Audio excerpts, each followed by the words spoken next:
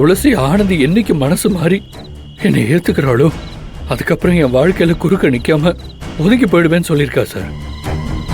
அதனாலதான் நான் சத்தியம் பண்ணேன்.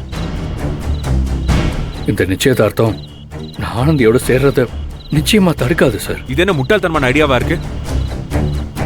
நிச்சயதார்த்தங்கிறது நீங்க 2 பேர் மட்டும் சம்பந்தப்பட்ட விஷயம் இல்ல, சொந்த பந்தங்கள் சம்பந்தப்பட்ட விஷயம். நிச்சயம் பண்ணிட்டு நாளைக்கு கல்யாணம் வேண்டாம்னு சொன்னா உங்க வீட்டு பெரியவங்க எல்லாம் நாளைக்கு என்ன சொல்லுவாங்கன்னு யோசிச்சு பாத்தியா? இந்த முடிவை துளசி எடுத்ததும் தப்பு, அதுக்கு நீ ஒத்துக்கிட்டதும் தப்பு.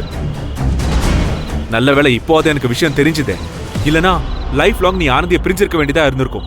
சார், ஆனந்தி சரின்னு சொன்னா இந்த நிமிஷமே அவன் கழுத்துல தாலி கட்ட நான் தயாரா இருக்கேன் சார். ஆனந்தியோட சேர்ந்து வாழ நான் துடிச்சிட்டு இருக்கேன் சார். என்ன நம்புங்க சார். இத பாரு அன்பு, நீ சொன்னது உண்மையா இருக்கணும்னு தான் நான் எதிர்பார்க்கிறேன்.